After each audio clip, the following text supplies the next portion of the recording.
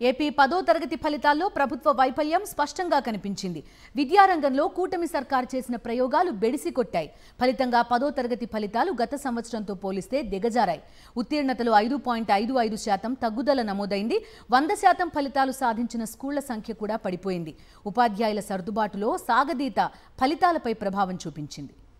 10వ తరగతి ఫలితాలు పడిపోయాయి. విద్యా సంవత్సరం మధ్యలో ప్రారంభించిన ఉపాధ్యాయుల సర్దుబాటు, సెప్టెంబర్ వరకు సాగదీత, అప్పర్ ప్రైమరీ పాఠశాలల్లో సబ్జెక్టు టీచర్ల తొలగింపు, ఇలా పాఠశాల విద్యలో కూటమి ప్రభుత్వం చేసిన ప్రయోగాలు బెడిసికొట్టాయి. 10వ తరగతి వార్షిక పరీక్షల్లో ఫలితాలు దిగజారాయి. గత ఏడాది కంటే ఉత్తీర్ణత 5.55% తగ్గింది. 10వ తరగతి ఫలితాలను విద్యాశాఖ మంత్రి నారా లోకేష్ ఉండవల్లిలోని తన క్యాంపు కార్యాలయం నుంచి ఆన్లైన్లో విడుదల చేశారు. ఈ ఏడాది పరీక్షలకు 6,19,286 మంది రిజిస్టర్ చేసుకోగా 6,14,459 మంది హాజరయ్యారు.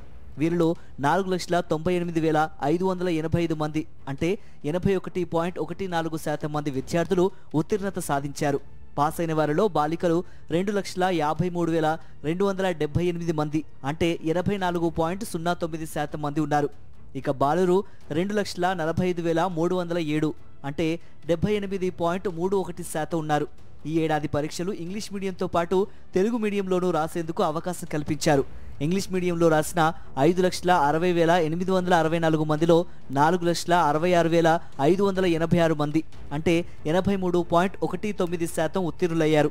తెలుగు మీడియంలో 49,519 మందికి గాను 29,012 మంది అంటే 58.59% ఉత్తీర్ణత సాధించారు.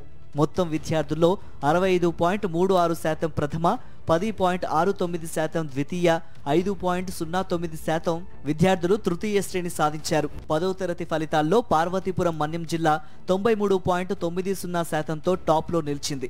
వరుసగా మూడో ఏడాది ఈ ఘనతను అందుకుంది. 47.64% ఉత్తీర్ణతతో అల్లూరి సీతారామరాజు జిల్లా చివరి స్థానంలో ఉంది. మొత్తం 11,819 ఉన్నత పాఠశాలల విద్యార్థులు పరీక్షలు రాశారు. 1,680 పాఠశాలలు 100% ఫలితాలను సాధించాయి.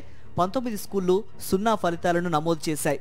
పరీక్షలు తప్పినా మార్కులు తక్కువగా వచ్చిన విద్యార్థులు రీవెరిఫికేషన్, రీకౌంటింగ్ కు విద్యాశాఖ అవకాశం కల్పించింది. పాఠశాల విద్యాశాఖ వెబ్సైట్లో వారి స్కూల్ లాగిన్ లో మే 1వ తేదీ వరకు దరఖాస్తు చేసుకోవచ్చు.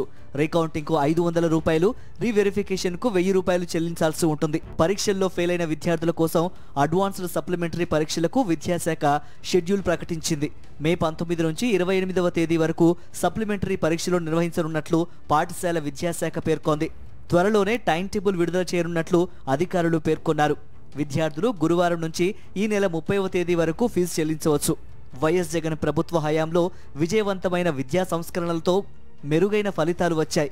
కోవిడ్తో 2 ఏళ్ల పాటు తరగతులు సరిగ్గా జరగక పరీక్షలు నిర్వహించకపోయినా 2022-23 విద్యా సంవత్సరంలో 933 స్కూళ్లు 100% ఉత్తీర్ణత నమోదు చేశాయి.